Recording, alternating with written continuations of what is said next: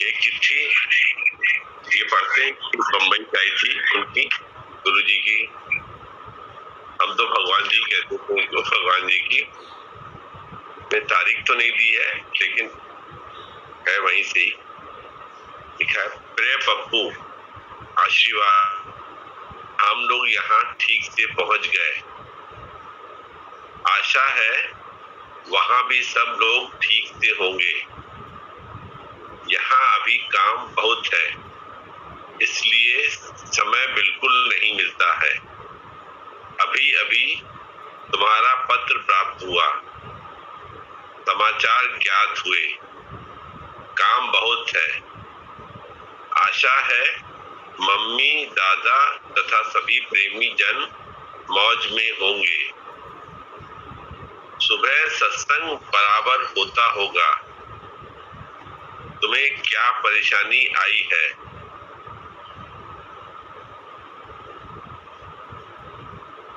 तुम्हें सब सिखा, तुमने अभी सीखा नहीं है। भगवान में ध्यान लगाने से सारी बाधा हट जाती है। जगत के कर्म धर्म में भगवान को न्यून करके जो ध्यान जाता है वही परेशानी का रूप धारण करता है। हम गुरु की कृपा से चाहें तो भगवान हमारे पास रहते हैं, साथ में उनकी माया भी है। माया के अनेक रूप हैं। कभी प्रभु दर्शन से दूरी करा देगा, कभी प्रभु दर्शन से दूरी करा देगी, पता नहीं। प्रभु जो भी वचनों की बरसात करता है वह इसलिए कि उसका प्रेमी कहीं माया की दलदल में न फंस जाए। वह तो हर एक को जगाते हैं, हम नहीं जागते। ये उन्होंने लिखा कि देखिए, एक थोड़ा सा बीच में मैं इसका रेफरेंस में बता देता हूँ कि रेफरेंस ये है कि देखा होगा कि जैसे कोई हमारा आदर्श है, गुरु की बात हम नहीं करें, ऐसे देखें जिंदगी में कि हमारा कोई आदर्श है तो हम उस आदर्श के सारे गुण ग्रहण नहीं करते, हम वही गुण उनके ग्रहण करते हैं जो गुण हमारा मन ग्रहण करना चाहता है। हम वही बात उठाएंगे, बाकी बात को कहेंगे ये बाद में करेंगे, या हम इसके लायक नहीं है, या हम अपने निपुण नहीं है, या ये बहुत बात कठिन है। मन वही बात सुनना पसंद करता है जो बात उसको अच्छी लगती है। तो गुरु तो ग्रस्त में थे तो क्या होता है कि बाहर के कार्य करने से या बाहर के अपने इष्ट देव के बाहर के कार्य को देखने से और बाहर के कार्य को करने से बाहर की निपुणता और दक्षता आती है, और अंदर के कार्य करने से भीतर की दक्षता और निपुणता आती है। तो हमारी स्थूल बुद्धि है, आंखें स्थूल देखती हैं, जो कर्म वृत्तियां हैं वो बाहर का देखती हैं।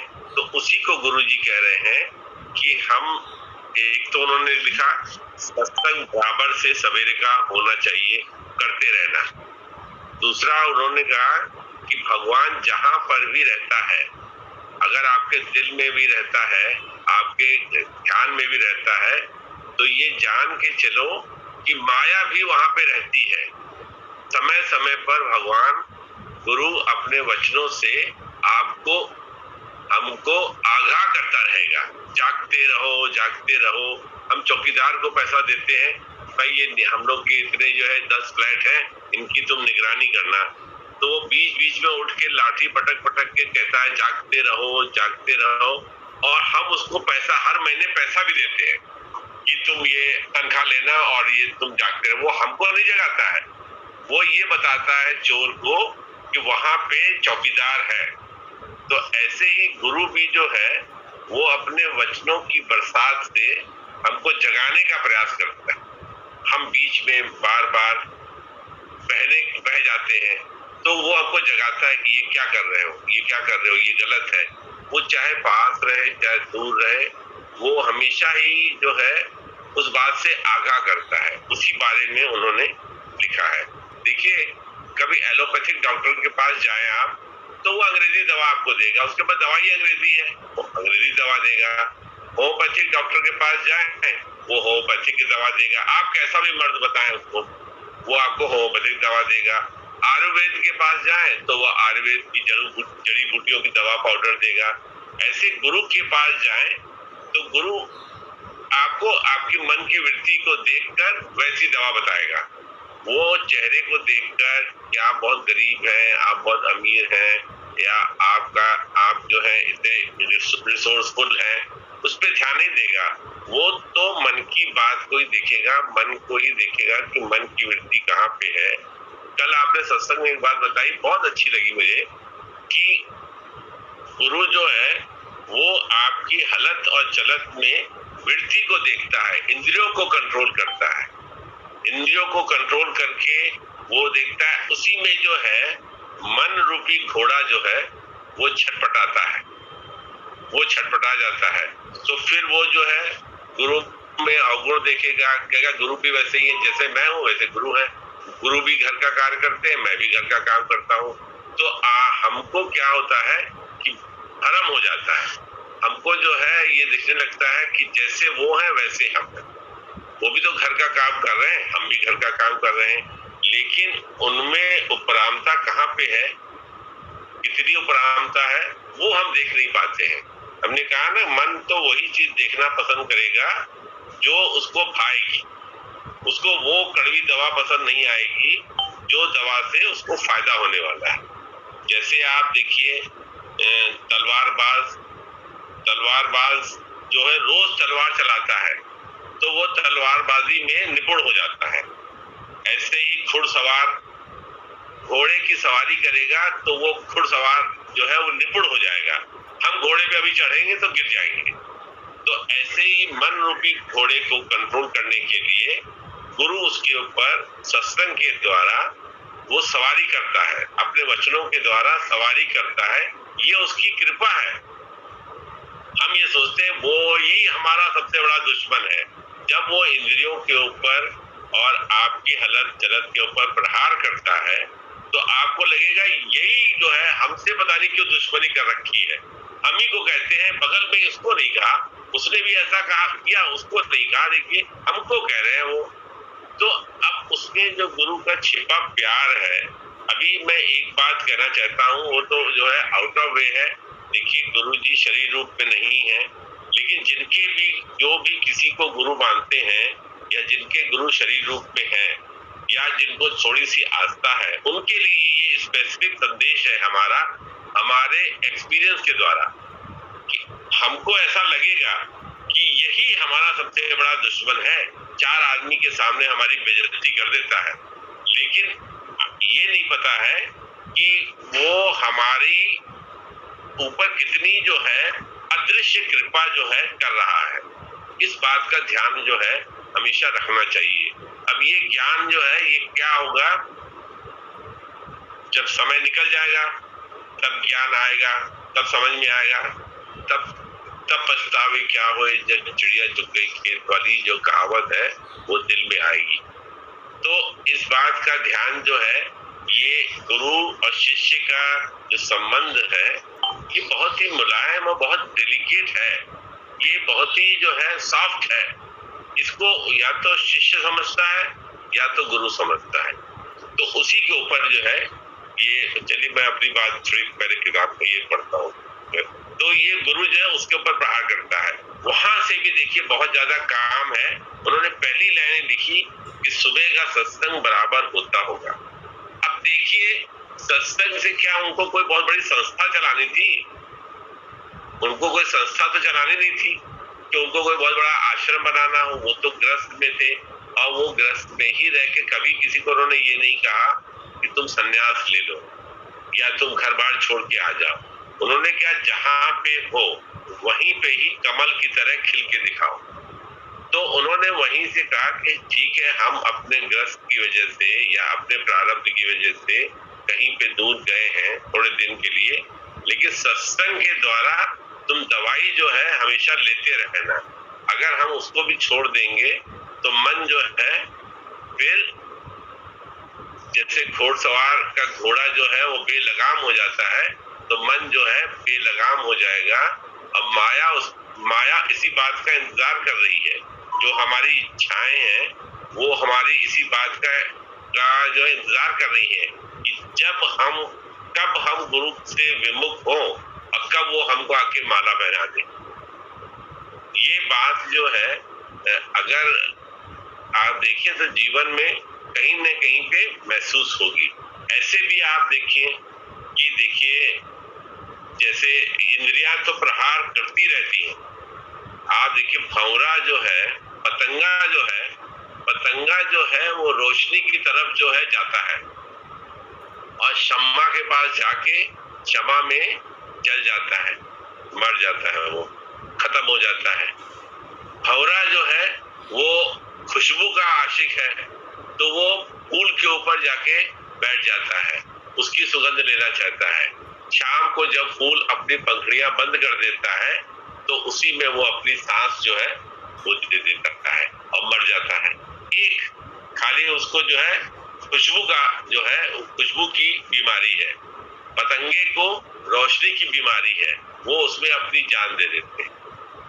आप हिरन को देखिए, हिरन को ध्वनि की तरफ वो लालायित रहता है। तो शिकारी जब शिकार करते हैं तो वो ध्वनि बजाते हैं, तरह तरह के राग बजाते हैं, तो जिससे जो है हिरन जो है वो उसके समीप आता है तो शिकारी जो है वो शिकार कर देता है। तो जैसे और हाथी है, हाथी में आप देखिए स्पर्श की बीमारी है। स्पर्श करकर शिकारी क्या करते हैं कि वो बहुत बड़ा सा गड्ढा करके उसमें सूखी घास डाल के एक कागज की या रबड़ की हथनी खड़ी कर देते हैं। हाथी जब स्पर्श की लालच में वहां जाता है तो उसमें गिर जाता है। वही हाथी बलशाली शिकारी उसको जो है उसके पैरों पे बेड़ियां डाल देते हैं। अब बेड़ियां डाल के फिर उससे जो काम करवाते हैं, मनोरंजन करवाते हैं। और अब देखिए ये पतंगा है, भंवरा है, हिरन है, मछली को आप देखिए, मुझे याद आया मछली को खाने की लालच है, स्वाद की। तो शिकारी जो है कांटे में खाना फंसा के डाल देता है तो मछली उस खाने की वजह से वहां आती है और कांटे में फंस जाती है, वो भी मारी जाती है। इतने हमने आपको जानवर बताए, जीव बताए, पतंगा बताया, हिरन है, भंवरा है, हाथी है, मछली है, इनमें एक एक अवगुण है जिससे वो अपनी जान खो देते हैं। इंसान में क्या है? इंसान में पांचों अवगुण है। इंसान में आप देखिए तो काम, क्रोध, लोभ, मोह, अहंकार के साथ में शब्द, स्पर्श, रूप, रस, गंध, ये पांचों अवगुण है। इन बेचारों में तो एक एक गुण था, एक ही जिसको हम गुण कहते थे, हम शिकारी हम लोग कहते थे ये गुण है, इनको इसको फंसा लो। और इंसान में पांचों ये अवगुण है। इन पांचों अवगुण से गुरु को बचाना कितना मुश्किल होता होगा। भंवरा एक ही गुण से अपनी जान खो देता है, हिरन एक ही गुण से अपनी जान खो देता है, हाथी एक ही गुण से अपनी जान खो देता है, और हम बनते बहुत बुद्धिमान हैं, बहुत अकलमंद बनते हैं। हमारे जैसा कोई आदमी नहीं है अकलमंद, हम 100 तरह की बातें बना देंगे, बता देंगे, लेकिन पांचों गुणों की वजह से जब ये प्रहार करते हैं तो मन इन्हीं पांचों गुणों के आधार पर ही जाके जो है हमारे चित्त को विचलित कर देता है। इसीलिए गुरु जो है जागते रहो कह के जो है वो सत्संग से जो है हमको प्रहार करता है। जब वो देखता है कि सत्संग इसमें फलीभूत नहीं हो पा रहा है, इसका असर नहीं होता है, तो वो अपने, देखिए इसको आप ऐसे नहीं मानिएगा, जो ये असली बात है, वो अपने चुभती हुई बात आपको कह के, आपके दिल को चुभती हुई बात कह के कड़ा प्रहार करके आपको जगाएगा ताकि आप हिल जाए। जब तक आप हिलोगे नहीं तब तक ये उसकी दवा असर करेगी नहीं। थोड़े दिन वो कहता है डॉक्टर ये बच्चा जो है ये गोली खा लेगा। हम कहेंगे नहीं डॉक्टर साहब ये गोली नहीं खा पाता है। तो कहना अच्छा मैं इसको सिरप बना के दे देता हूँ। तो वो शहद डाल के दवाई डाल के पानी में हिला हिला के लाल पीली दवाई दे देता है। कहता है इसको जो है आधा आधा चम्मच जो है दिन में 3 बार देना। फिर थोड़ा बच्चा बड़ा हो जाता है और रोग जाता नहीं है तो कहता है अब तो ये गोली खा लेती होगी, मैं ये आंखों देखी बता रहा हूँ आपको। तो हम कहते हैं हाँ ये गोली खा लेगी। तो कहता है ठीक है इसको गोली दे दीजिए। गोली इसको गोली पानी से नहीं गई, दिमाग में कड़वी लगने लगी, उसने पी ली और उसको फायदा हुआ। फिर देखा उसे और फायदा नहीं हुआ तो उसने कहा देखिए मनचंदा जी अब इसको इंजेक्शन लगानी पड़ेगी क्योंकि लूज मोशन रुक नहीं रहे हैं तो इंजेक्शन के बिना हो नहीं पाएगा, डायरिया हो जाएगा इसको। हमने कहा लगा दिए डॉक्टर साहब। अब हम लाचार से बच्चे से प्यार करते हैं, हम चाहते नहीं कि कष्ट हो उसको। ऐसे ही हमारा मन, हम अपने मन को प्यार करते हैं, कहते हैं कष्ट नहीं हो, लेकिन गुरु मजबूर है, कहले अब इसको इंजेक्शन ही लगानी पड़ेगी क्योंकि मन की वृत्तियां नहीं रुक रही हैं। तो उसको रोकने के लिए वो ऐसे प्रहार करता है। तो आप देखिए तो बड़े बड़े ग्रंथों में, वेदों में कहीं कहीं पे बड़े बड़े कटु वचन भी लिखे हुए हैं। कटु वचन इसलिए लिखे हुए जहां पे मन को उसका प्रभाव पड़े और वो जागे। ये तरह तरह के उपचार गुरु करता है, ये गुरु की कृपा है। और इसीलिए कहते हैं, तभी कहते हैं गुरु ब्रह्मा गुरु विष्णु गुरु देवो महेश्वरा। ये कैसे हम इतनी लंबी लाइन कह देते हैं?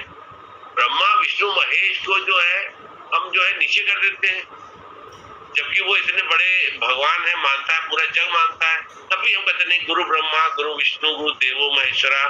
गुरु साक्षात पार ब्रह्म तस्मै श्री गुरुवे नमः।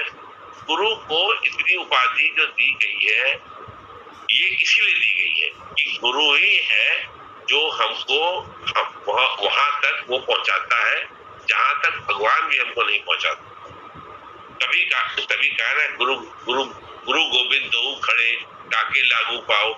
अरे आप इतनी बड़ी बात का दोहा कह दिया कि गुरु और गोविंद दोनों खड़े ताके लागू पाओ, ये कंपैरिजन कर दिया, यानी उन्होंने गोविंद को नीचे कर दिया, गुरु को जो है ऊपर कर दिया। इसीलिए किया क्योंकि उन्होंने जाना और उन्होंने सोचा कि समाज को भी हम जनाएं कि गुरु जो है वो इतना बड़ा है, वही हमको जो है उस पद तक हमको पहुंचा सकता है। यही गुरु ने वहां से अपनी चिट्ठी में लिखा है। सदगुरु तो हमें, मैं पढ़ता हूँ, सदगुरु तो हमें बाहां पकड़कर पार लगाना चाहते हैं, लेकिन हम तिनकों को पकड़ते हैं जो एक ही हवा के झोंके में उड़ जाता है और जीव हाथ मलता रह जाता है। गुरु हमको जो है वो पार लगाना चाहता है, लेकिन हम तिनकों के सहारे जीते हैं। तिनकों के सहारे का मतलब ये हुआ कि हम संसारिक लोगों के प्रति, संसारिक चीजों के प्रति ज्यादा जो है विश्वास रखते हैं कि ये हमारा काम कर देंगे, ये हमारा काम कर देंगे, ये हमको ठीक कर देंगे। हम गुरु को भूल जाते हैं।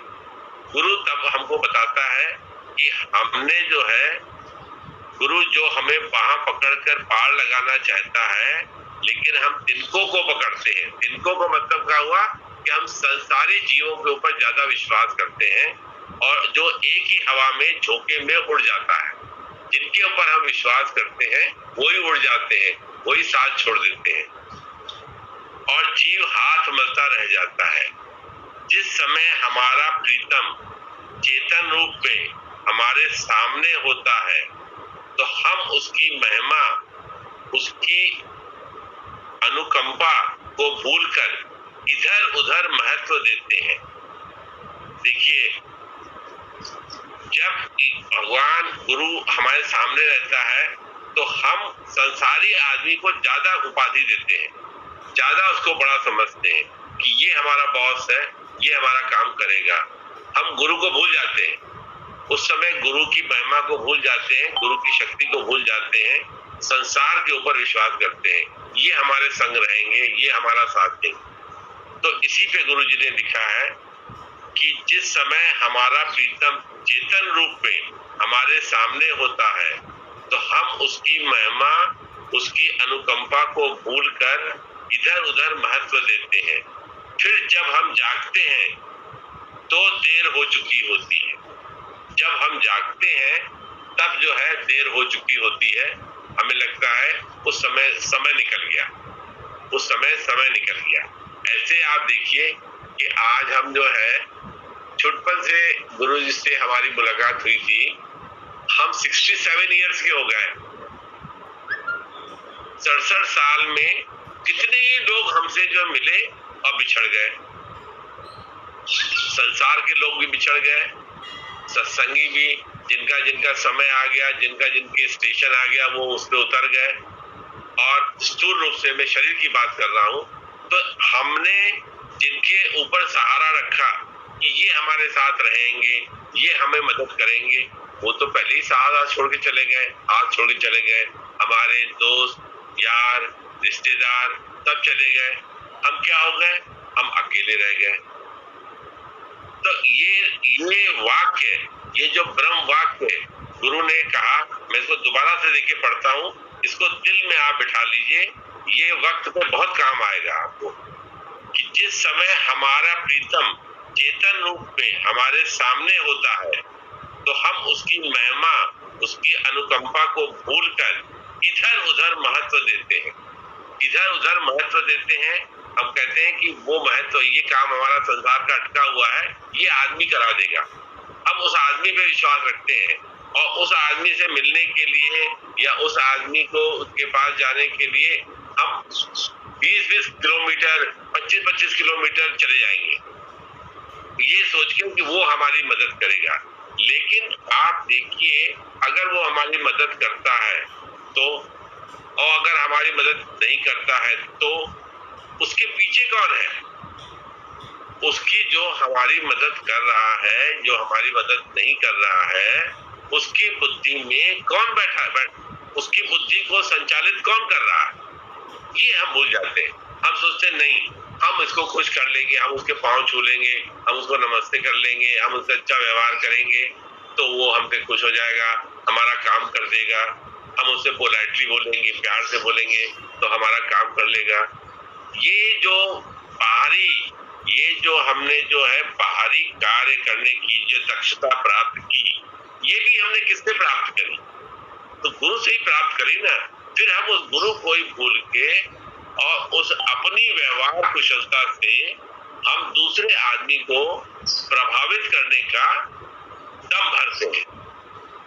ये जो हम रखते थे, तो ये जब इस उम्र की दहलीज पर हम आ गए तो हमने देखा कि जिन पर हम विश्वास रखते थे वो ही छोड़ के चले गए, हम अकेले रह गए। गुरु तब भी था, गुरु बीच में भी था, गुरु आज भी है। उसने साथ नहीं छोड़ा, वो हमेशा से अपने साथ रहा।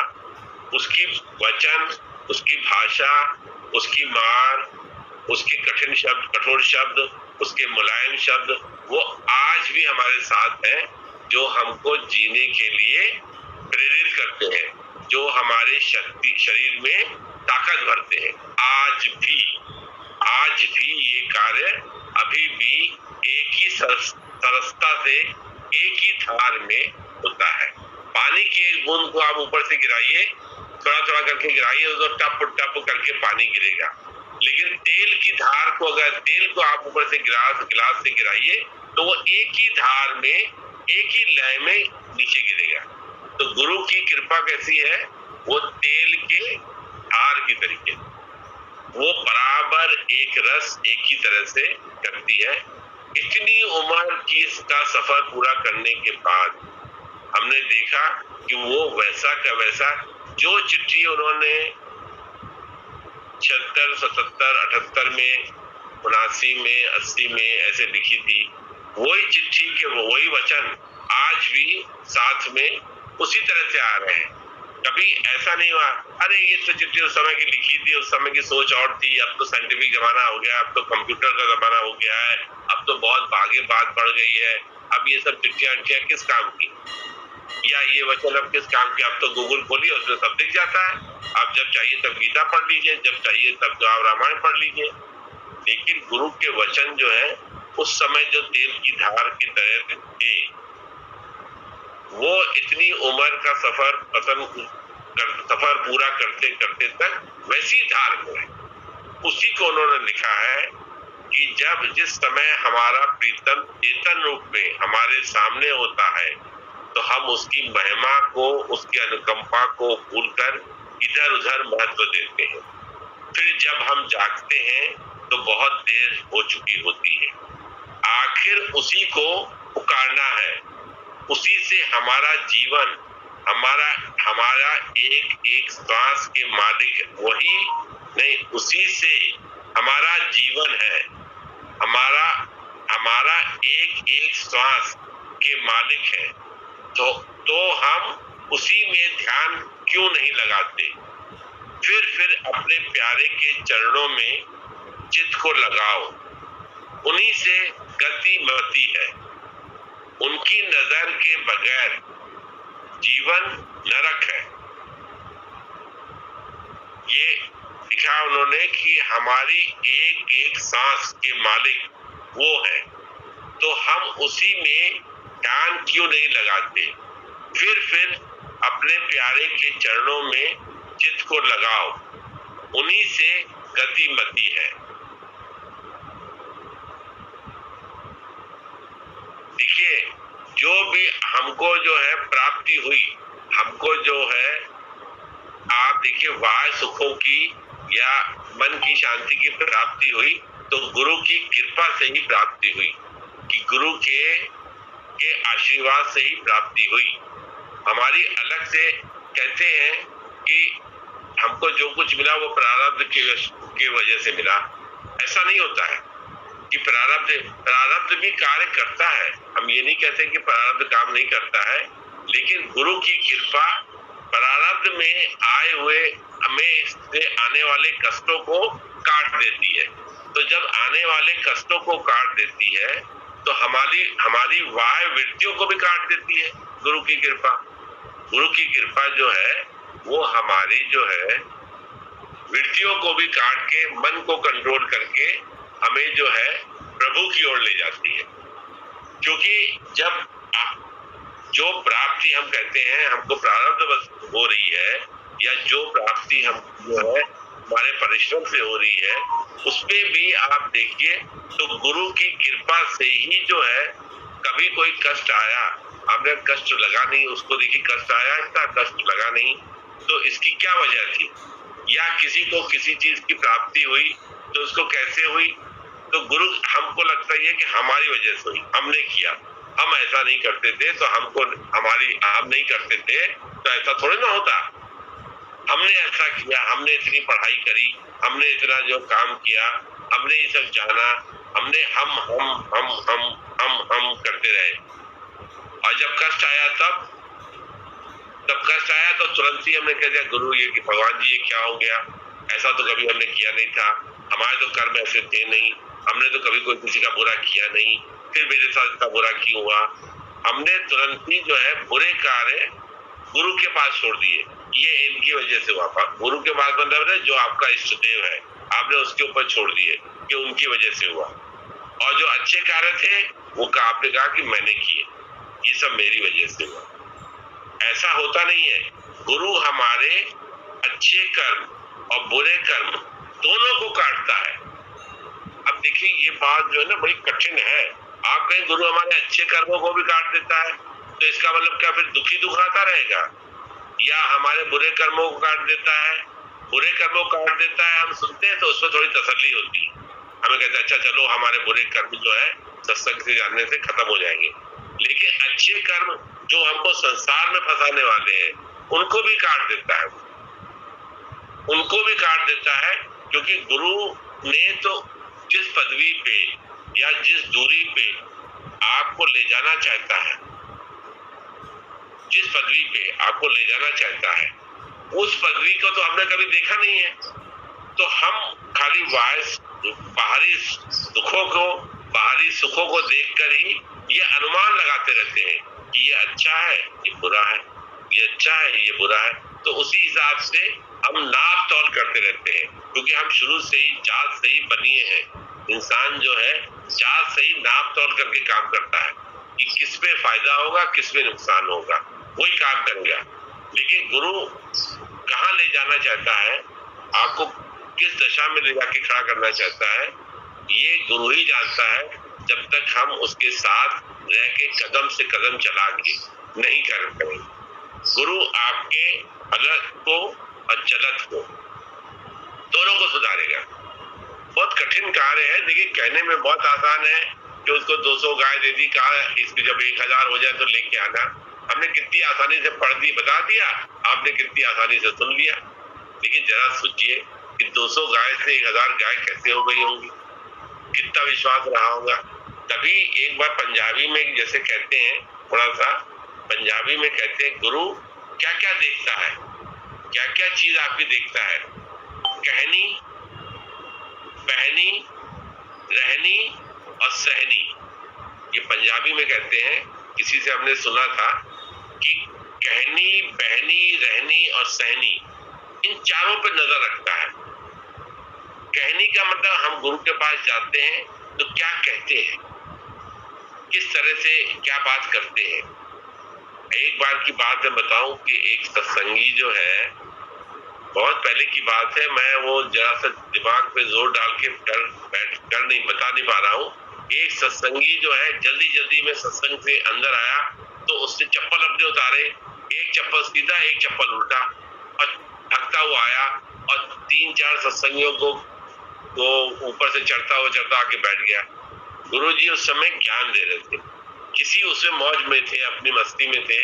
अब उनकी देखिए, उनकी सीढ़ी तक या उनकी पदवी तक की अनुभूति हम लोग नहीं कर सकते हैं। तो उस समय उनको थोड़ा सा अखर गया, गुरुजी को थोड़ा सा लगा कि जो है डिस्टर्ब हो गया वो थोड़ा सा, जिस लेवल पे रह के वो बात कर रहे थे, तो वो जो है वो अखर गया उनको। तो उन्होंने उस पर एक शब्द कहा, खाली मुझे आज भी याद है कि ना, बैलेंस, माइंड का बैलेंस आदमी को कभी नहीं खोना चाहिए।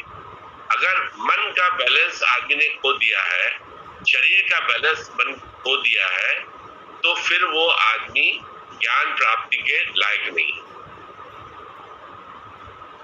आप शरीर को कंट्रोल करके चप्पल भी ठीक से उतार नहीं सकते, चप्पल उतार के ठीक से अंदर नहीं आ सकते। एक उल्टा एक सीधा फेंका और उसके बाद अंदर चले गए। तो उन्होंने उनकी नजर दरवाजे पे, कैसरबाग में वो सामने किचन था, उसमें हॉल के सामने किचन था, तो उस चप्पल उतारी, वो उनकी नजर पड़ गई उस पे चप्पल पे।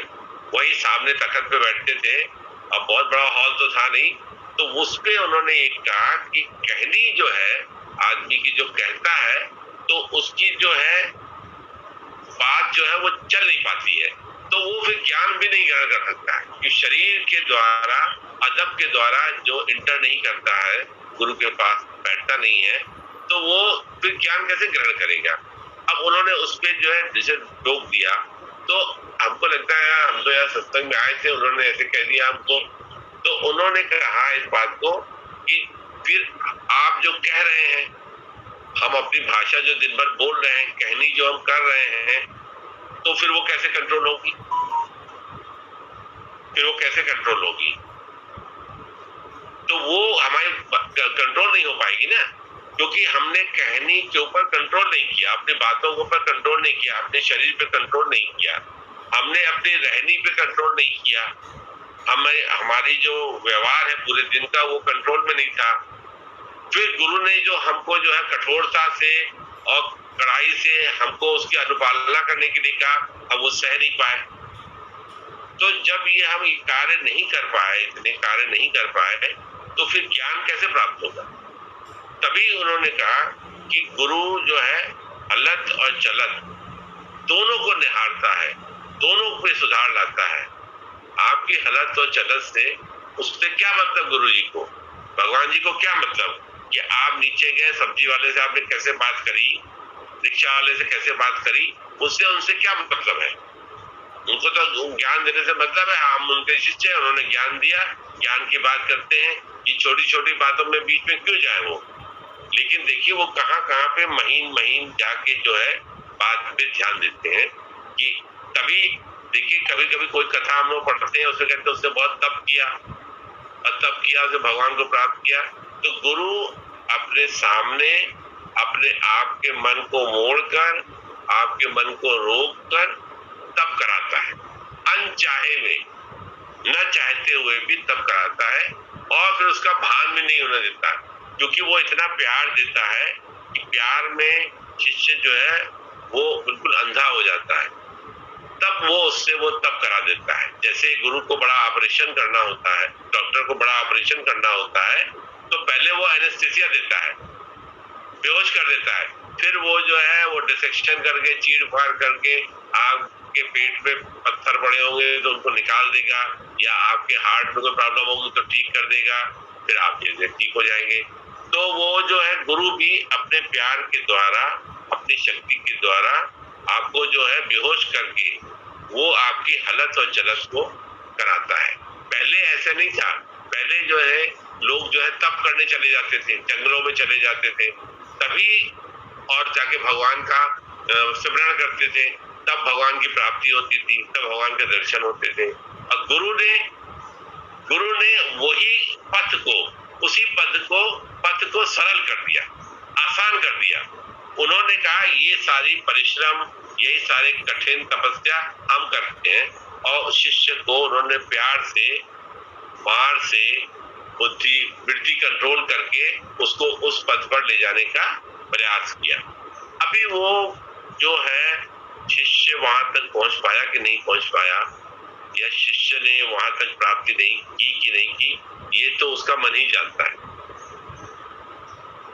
गुरु ने तो एक समान शिक्षा दी, एक समान प्रवचन दिए, एक समान उसकी अनुकंपा थी, प्यार था, किसने कितना ग्रहण किया, तब पता लगता है कि कैसे हुआ।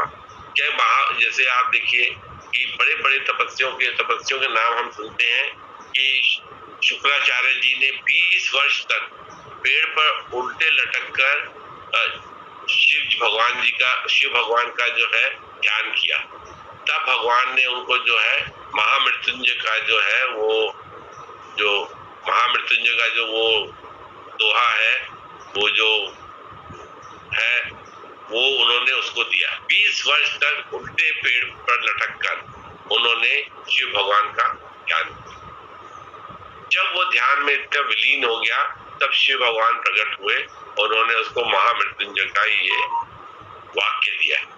ये जो वाक्य था महामृत्युंजय का, वो उन्होंने उसको दिया, जिसको आज हम लोग पढ़ते हैं बैठ के, इससे कष्ट नहीं आएंगे, दुख नहीं आएंगे, सुबह उठ के उसका जाप करने लगते हैं। ये वो उसने 20 वर्ष तक जो है शुक्राचार्य ने पेड़ से उल्टे लटक के किया।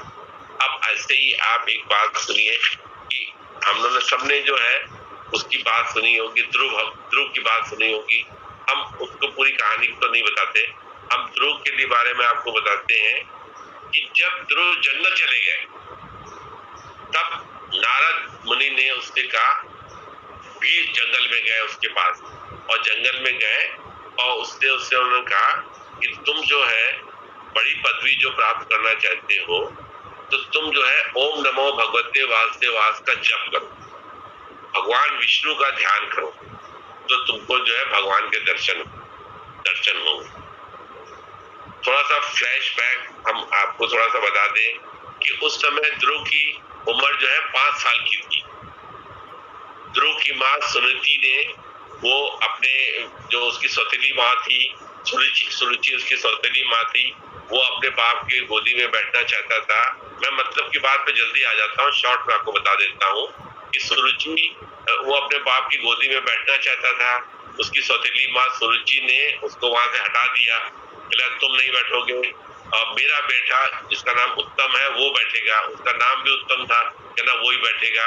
तो उसको झटक के बाहर कर दिया। तो उसके दिल में 5 साल के बेटे को बहुत आघात हुआ। अब देखिए वो कैसे विवेक जागता है।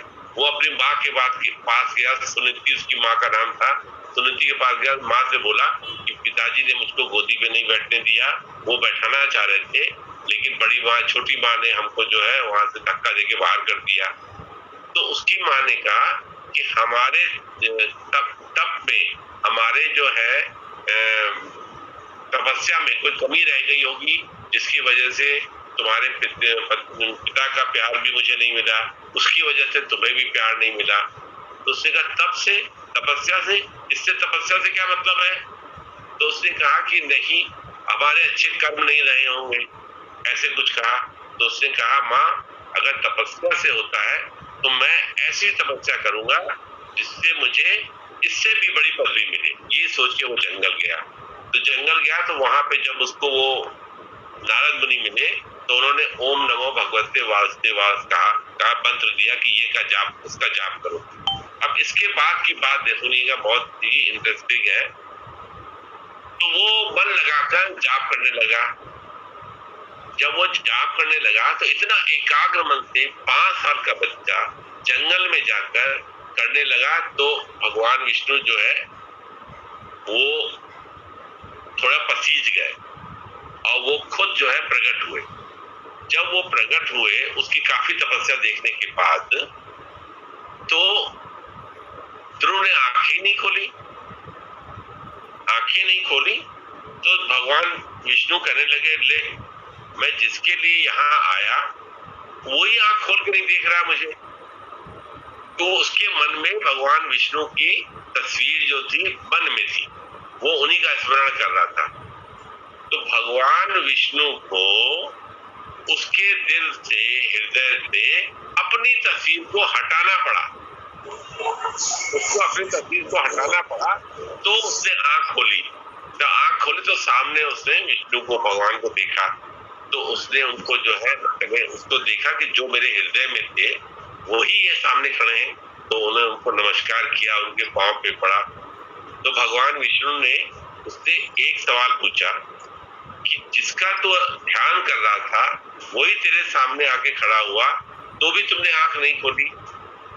तो ध्रुव, इसका छोटा बालक, उसने कहा जो मेरे हृदय में था और जो आप हैं वो दोनों एक ही थे, तो इसीलिए आंख मेरी नहीं खुल पाई। वो इतना जो था उनके ध्यान में, स्मरण में था, भगवान विष्णु के स्मरण में था। तो उन्होंने वो उसको पहले अपनी दाहिनी जंघा पे बिठाया, अपनी दाहिनी गोद में बिठाया, ये कह के बिठाया कि अपने पिताजी से विक्षिप्त होके तपस्या करने के लिए। और तब लोग कहते हैं कि जो अभी ध्रुव तारा दिखाई देता है वो उसी का सांकेतिक वो है कि ध्रुव का है। लेकिन यहीं पे कथा खत्म नहीं हुई। फिर भगवान विष्णु में और ध्रुव में सत्संग हुआ। सत्संग की महिमा को समझिए। जो गुरु सत्संग हमको फ्री फंड में देता है, फ्री फंड में आपको पकड़ के सत्संग देता है, उसका भगवान विष्णु में और ध्रुव में सत्संग हुआ। अभी हम लोग उसको क्या कहते हैं, उसने तपस्या की, फिर उसको गोदी बिठाया और उसको बहुत बड़ी पदवी दे दी, वो ध्रुव भगवान, ध्रुव तारा होकर ऊपर लटक रहा है। ये थोड़ी ना कथा है, ये तो भागवत की कथा है। इसके बाद जो है, इसके बाद की जो है ध्रुव में भगवान विष्णु में सत्संग हुआ। सांकेतिक रूप में उसे कहते हैं कि ध्रुव विष्णु भगवान ने अपने शंख के आखिरी हिस्से को उसके छुआया। शंख क्या था, उसका अंत, शंख का आखिरी हिस्सा क्या था, वेदांत, जिसको भगवान गुरु हमारा कहता है तुम ही भगवान हो, तुम ही आत्मा हो, तुम ही ब्रह्म हो। उसको उन्होंने इतनी तपस्या के बाद बताया, उसको ब्रह्म ज्ञान दिया उन्होंने। उसके बाद वही नारद मुनि फिर उसके पिताजी के पास भी गए, उन्होंने बताया कि ये ऐसी आत्मा है, तुमने इसको निकाल दिया, ये क्या। वो भी रोता बिलखता गया, फिर उसको लेके आया, ध्रुव को वापस लेके आया। ध्रुव ने कई वर्षों तक राज्य किया। लेकिन आप देखिए तो उन्होंने, भगवान ने भी उसको वेदों का, वेदांत का ब्रह्म ज्ञान दिया, जब ही जाके जो है उसकी जो है मुक्ति हुई ध्रुव की। इतनी कठिन तपस्या और ये वो सब दुनिया भर का करने के बाद कई जीवन लग जाते हैं आदमी के, तब जाके जो है उसको होता है। और वही बात गुरु जो है हमको जो है 2 मिनट में जितनी देर में रकाब में पैर रखने से ज्ञान होता है, ये अलग कथा है, कथा बताएंगे तो बहुत कथा हो जाती है। रकाब में पैर रखने से जो ज्ञान हो जाता है, जितनी देरी लगती है उससे तो 1 सेकंड में ज्ञान होता है। वैसा गुरु जो है सरल सरस तरीके से आपको जो है ज्ञान देता है, हमको ज्ञान देता है, जिसकी हम वैल्यू नहीं समझते, जिसकी हम जो है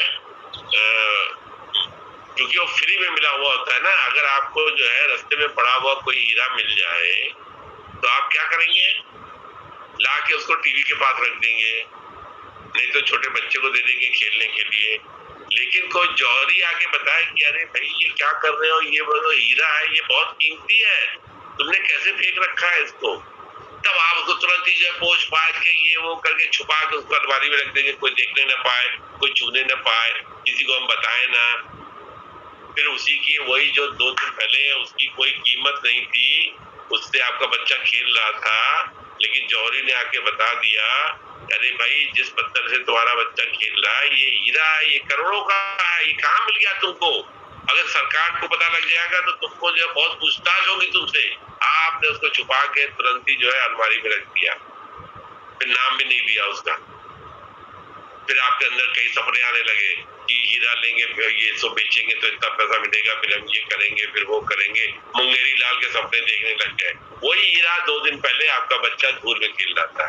भगवान ने आपको ज्ञान, गुरु ने ज्ञान दिया, आपको क्या लगा कि ऐसे ही है, ऐसे ही ज्ञान हो गया।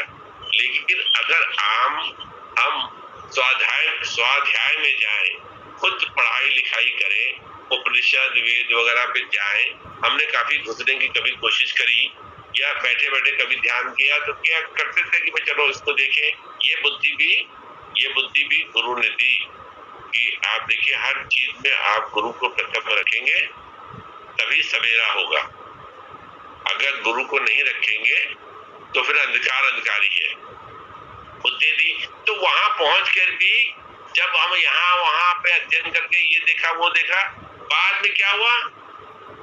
बाद में वो वेदांत की बात आई कि तुम ही ब्रह्म हो, तुम ही भगवान हो, जिस भगवान को तुम ढूंढ रहे हो वो तुम्हारे हृदय में है। ये बात कहाँ पता लगी थी? ये वहां तखत पे बैठे हुए एक शख्स ने बताया था कि तुम ही भगवान हो, तुम ही ब्रह्म हो, भगवान तुम्हारे अंदर ही है। तो वो कौन था? वो गुरु था हमारा, जिसको हमने ऑर्डनरी रूप में स्वीकार किया बिना महत्व। वो हीरा था जिस हीरे को हमने जो है महत्व नहीं दिया, जिसको हमने महत्व नहीं दिया, तो वो हीरा था। आज की तारीख में हमारा अनुरोध यही रहता है सबसे कि आप जो कार्य करें, जितना भी कार्य करें, उसको अंजाम तक निपुणता से पहुंचाना चाहिए। ऐसा ये संसारिक व्यवहार कहता है। तो आध्यात्मिक व्यवहार क्या कहता है? आध्यात्मिक व्यवहार ये कहता है कि सत्संग सुने एक कान से और दूसरे कान से निकाल दें, फिर शाम को सत्संग सुने और फिर दूसरे कान से निकाल दें। ऐसे ही जिंदगी समय पार करते रहें। तो हम क्या करते हैं सत्संग को? जैसे हम नेटफ्लिक्स पे सीरियल देखते हैं, ये 18 सीरियल का है, ये 15 सीरियल का देखते समय निकालते रहते हैं। ऐसे सत्संग में भी हम ऐसे करते। कहीं ऐसा तो मेरा मन नहीं कर रहा है, हम ऐसे सबके लिए अपने लिए नहीं कहते हैं। कभी कभी सत्संग सुनता भी है, ध्यान भी लगाता है, उसे अच्छा भी लगता है, अच्छा लगता है, रस लगता है। जैसे लग सकता है कि हम और सुने हाय 9:30 क्यों बज गया, हम सुन लेते। अभी वो थोड़ा और बोलती तो अच्छा था, जल्दी कैसे खत्म कर दिया उन्होंने। अरे बीच में भजन भी कर दिया, जब बोल रही थी तो बोलती ना। और तो ये देखिए क्या था, ये गुरु के द्वारा आपके मन रूपी बर्तन को साफ किया, तो उसपे जब वो अमृत जाने लगा तो आपको उसके सुख की, आनंद की अनुभूति होने लगी। ये गुरु की अप्रत्यक्ष कृपा रही ना। नहीं तो जो है सुने कहेगा अरे समय जाया करते माँ, ये जो है मनचंदा जी सुबह सत्संग में बैठ जाते हैं, इनसे फोन पे बात न करो। ये सुबह से बैठ जाते हैं, शाम को दिन में बैठ जाते हैं, फिर शाम को बैठ जाते हैं। इनका सत्संग जाने कब खत्म होता है कुछ समझ ही नहीं आता है। तो आप देखिए, लव अगर आपकी मीरा की तरीके से लगेगी, मीरा तो बहुत बड़ी थी, हम वहां तक तो कोई पहुंच नहीं सकते हम लोग, हर आदमी अपनी अपनी स्थिति में है। लेकिन लव लगेगी तो आपको अमृत का भान होगा, अमृत का स्वाद आएगा। तो गुरु ने ये बात की, हम कितने वेद उपनिषद पुराण पढ़ लें, समझ लें, व्याख्या कर लें, लेकिन अंत कहाँ पे होता है? अंत गुरु चरणों में होता है। अंत जो है वो गुरु चरणों में होता है। देखिए आगे पढ़ते हैं, देखिए आगे उन्होंने कुछ लिखा है, कमरे में बड़ा छाता टंगा होगा वेद लिखा कमरे में बड़ा छाता टंगा होगा, कोई आए तो जरूर भेज देना, दूध वाली बाल्टी बाहर है। ये तो घर की बातें उन्होंने छोटी छोटी मुझको लिखी है कि ऐसे ऐसे करना तुम। देखिए वो जो है कितना प्यार करते थे कि वो छोटी छोटी बात जो है कि उन्होंने इसमें जो है हस्ती दादा और हरी भैया इन सब के बारे में लिखा है। उकरेल में भुट्टा बोना है और जाने क्या क्या उन्होंने लिखा, बहुत सी चीजें लिखी है, छोटी छोटी बातें लिखी हैं, लेकिन मेन तवज्जो उन्होंने दी है अब बाबूजी का प्रकाश का ध्यान रखना और उनको कोई तकलीफ नहीं होनी चाहिए, इस तरह का उन्होंने लिखा। और सबसे यथा योग्य कहना, हम जब भी आएंगे तब पत्र डालेंगे, इधर का काम करवा कर ठीक तरह से चलने लगेगा, मतलब जब इधर का काम ठीक करने लगेगा तब हम आएंगे। तो ऐसे ऐसे करके वो उन्होंने लिखा है अपने। मेन उन्होंने तवज्जो जो दी, काय की दी उन्होंने? सत्संग की दी। इस सत्संग के द्वारा हथियार से अपने मन को तुम कंट्रोल में रखना। मन वृत्ति जो है वो मन वृत्तियों के द्वारा बाहर की तरफ जाता है, बाहरमुखी उसका ध्यान, उसका स्वभाव है बाहरमुखी जाने का, बाहर की तरफ जाने, अंतर्मुखी ध्यान नहीं देता। आप देखेंगे कि कहीं पे आप जाएं तो आप कहीं बाहर का अगर कहीं कोई बात चल रही हो तो देखिए कैसे आदमी चहक चहक के बात करता है, उसमें 2 बातें और जोड़ के बताएगा, 3 बातें और जोड़ के बताएगा, हंसेगा भी और जाते समय कहेगा अरे आपके यहाँ आए बहुत अच्छा लगा मुझे। इस सत्संग अगर की बात करने लगी है तो 2-3 जमाई देगा, कहेगा अच्छा भाई साहब मैं थक गया हूँ, मैं जाना चाहता हूँ घर, ना आज सर में थोड़ा दर्द भी हो रहा है। सत्संग की बात में मन वही बात, मैंने कहा वही बात सुनना पसंद करता है जो बात उसको अच्छी लगती है। सत्संग उसको पात्र खुला नहीं है तो उसको स्वीकार नहीं करेगा, वो पात्र खुला नहीं तैयार नहीं है तो उसमें वो सत्संग रूपी खाना जाएगा नहीं, उसको भारी लगेगा। तभी आप देखिए सत्संग में कुछ लोग होते हैं वो भारी तरह से बैठते हैं, उनको लगता है कि दिल भारी हो गया, मन भारी हो गया, आंखें भारी हो गई। उसका भी एक है, वो कभी मौका लगेगा तो मैं बताऊंगा उसके भी तरीके। ऐसा नहीं कि वो नींद ही आती है, ऐसा नहीं होता है, उसका भी है, सत्संग का भी प्रताप है। बाहर मुखी वाले आदमी की मैं बात करूंगा कि वो बाहर की बात करिए अगर आप उससे तो वो बिल्कुल सचेत हो गया, ठीक ठाक हो गया, अच्छी तरह से बैठ जाएगा और पहचान से सुनेगा और अपनी बात भी जोड़ेगा, बताएगा, है ना। लेकिन सत्संग की बात होगी तो चुप रहेगा, कुछ नहीं बोलेगा, ना उसको आता रहेगा, बगला भगत बन के बैठा रहेगा, वो ना आएगा ना इंटरेस्ट दिखाएगा उसमें, उसको अच्छा भी नहीं लगेगा उसमें। तो संसारी आदमी को जब भगाना हो आपको तो आप उससे सत्संग की बात करिए। ये हमारे गुरु का मंत्र था जो मैं आपको बता दे रहा हूँ, छुपा हुआ मंत्र था। कहले पप्पू तुमको अगर वो गुस्सा कर रहा है, कुछ कर रहा है तो तुम उससे सत्संग की बात करो, तो सत्संग की बात करो तो वो जो है अपने आप चला जाएगा। तुमको अच्छा लग रहा है तो सत्संग की बात करो तो वो बैठेगा, 4 बातें सत्संग की खुलेंगी, तुम्हारा मन बंधेगा, तुमको अच्छा लगेगा, तब तुमको हमारी कमी नहीं महसूस होगी। ये तो तुम उसी के साथ बात करोगे, सत्संग वाला आएगा, सत्संग वाले से बात ही नहीं करोगे क्योंकि तुम्हारा मन सत्संग से लगता नहीं है ना। थोड़ी कड़वी बात है ना, ये थोड़ी कड़वी बात है, चुभने वाली बात नहीं ना, उन्होंने कह दी। तो वो ऐसे बताते सच क्या है। अब मन को देखना आपका काम है, मन को देखना हमारा काम है। हर मन का साक्षी जो है आपका स्वरूप खुद है कि कैसे करना है, क्या करना है, ये डिसाइड करना ये तय करना, अपने जीवन को किस तरह से सात्विक बनाना, ये आपका कार्य है, ये आप करेंगे। बाकी जो वृत्तियां हैं वो तो प्रभाव डालती रहती हैं, समय समय पे वो सबका प्रभाव पड़ता रहता है, और जब वो प्रभाव पड़ेगा उन प्रभावों के बीच में सचेत रहना, जागते रहना, ये हमारा कार्य है। जागेंगे हम। चौकीदार ने एक बार जगा दिया, उसने बता दिया जागते रहो, दुनिया में नहीं जागोगे तो चोर चोरी कर ले जाएंगे। बाह्य वस्तुओं के लिए नहीं कहा गुरु ने कि बाह्य वस्तु चोरी कर ले जाएंगे, उन्होंने ये कहा कि वो जो है बाह्य वस्तु नहीं ले जाएंगे चोरी करके, वो जो है आपके अंतर्मुखी जो ध्यान लगने वाला है उसको विचलित कर जाएंगे। आपको पता भी नहीं लगेगा, आपको पता भी नहीं लगेगा, आप उसी में बहक जाएंगे। आपको लगेगा ये आदमी बहुत अच्छा है, वो आदमी अच्छा नहीं है, वो आपकी वृत्तियों से आपको भ्रमित कर रहा है, आपको जो है संसार तरफ लगा रहा है।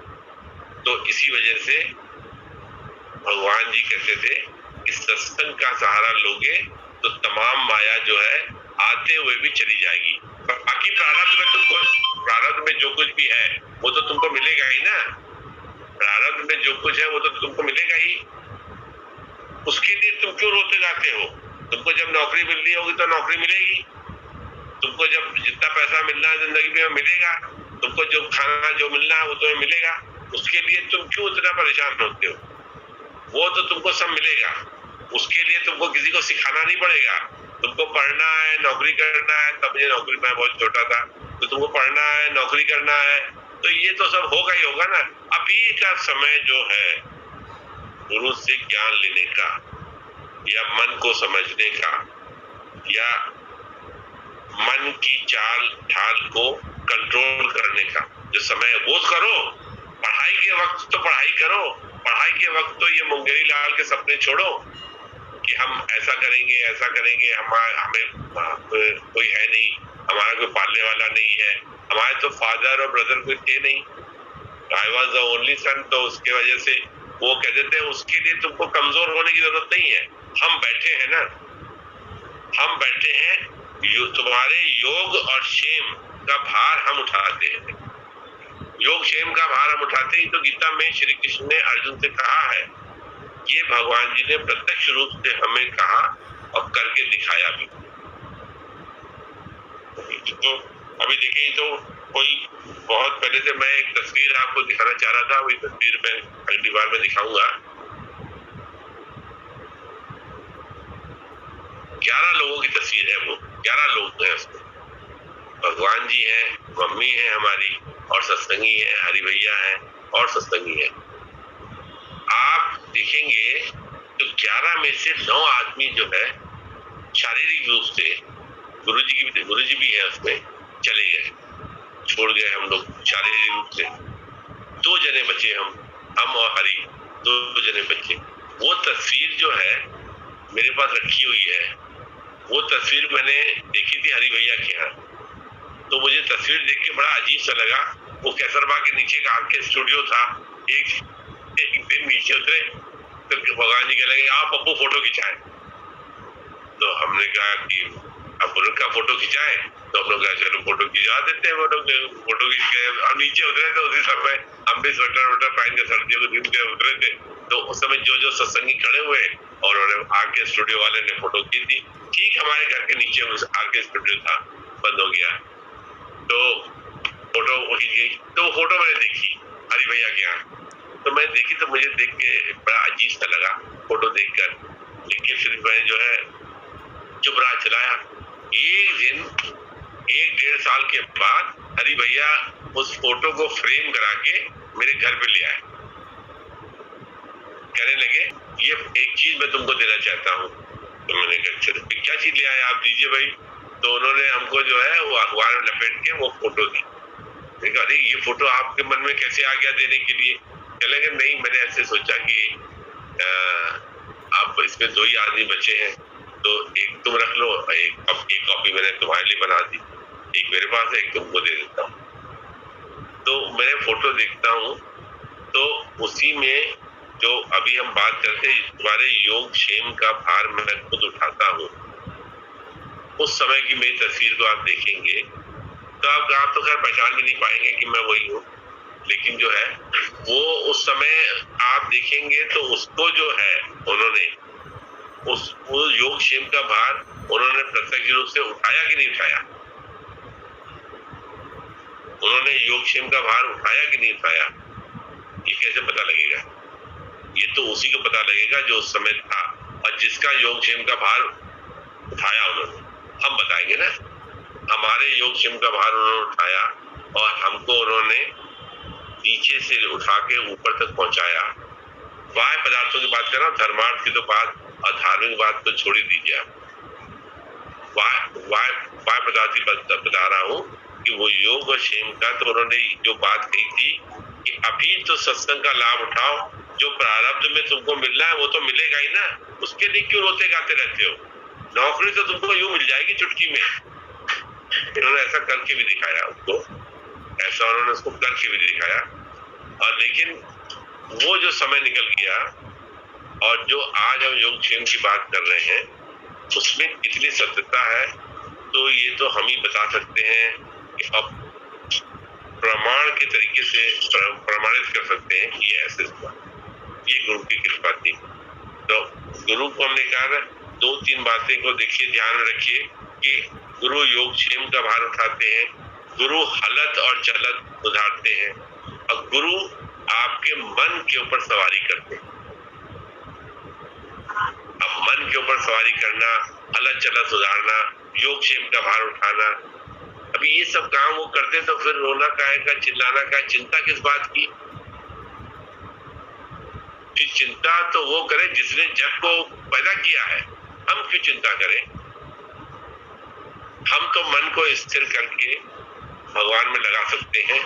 अगर ऐसा मेरे मन में विश्वास आ जाए तो मन में जो हलचल है, जो तालाब में बहुत तरंगे उठ रही हैं, वो रुक जाएंगी।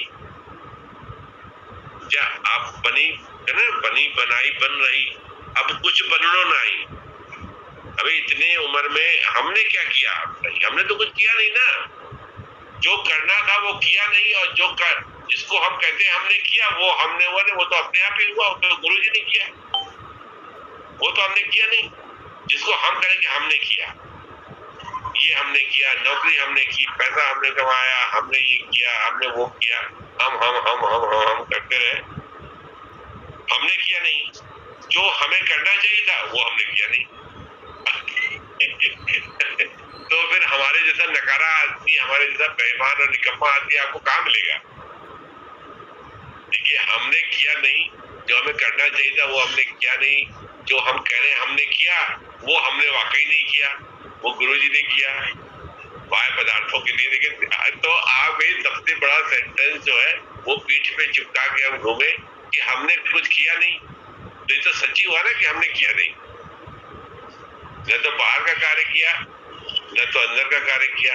बाहर का कार्य गुरुजी ने किया, अंदर का कार्य हमने मन लगाया नहीं। सब तरंग घूमती रही, तब तो कैसे हुआ फिर ये? तो ये सब में भगवान ही ने किया, भगवान ने ही कहते हैं। इसलिए योग क्षेम का भार हम उठाते हैं, हलत चलत हम ठीक करते हैं और मन के ऊपर घुड़सवारी भी हम करते हैं, सब वही करते हैं। तो हम कहाँ पे बिलबिलाते हैं? जब हमारी हलत चलत को सुधारते हैं, योग क्षेम का भार उठाते हैं तो उसमें हमको खुशी हो जाती है। हम सोचते हैं अच्छा ठीक तो है, वो हमारा काम कर रहे हैं, ठीक तो कर रहे हैं। लेकिन हलत चलत जब सुधारते हैं तब आदमी को बहुत तकलीफ होती है कि पहले मीठा मिक्सचर दिया, फिर गोली दी, फिर फायदा नहीं हुआ तो फिर इंजेक्शन दी, तो आप वो डॉक्टर की तरह से पेश आए, फिर उन्होंने बेहोश किया, फिर ऑपरेशन किया। उनको तो पेट से पत्थर निकालने ही है ना, तो उनको मालूम है बिना पेट के पत्थर निकले हुए इसका बीपी कंट्रोल नहीं होगा।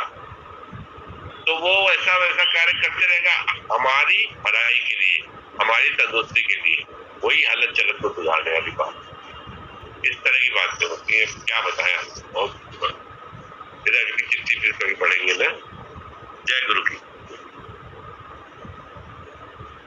जय गुरु की। भैया बिल्कुल सही बात है, हालत चलत ही सुधारने में लड़ाई होती है। और अपने Recording stopped. वक्त कहता है मैं सही हूँ, मेरा कोई कर्म गलत नहीं है, बिल्कुल सही है, बिल्कुल राइट बात है ये। उसी में आप दंगे होते हैं, दंगे। मैंने देखिए एक बात कही कि जो आज के विद्यमान गुरु को मानता है, भाई देखिए मैं ये बात जो है इनडायरेक्टली कह रहा हूँ, जो विद्यमान आज के वर्तमान गुरु को मानता है, कम से कम उनको संभल जाना चाहिए कि कम से कम वो उस तरह से पेश आए और अपना भला करें, नहीं तो बाद में पछताते हाथ मलते रह जाएंगे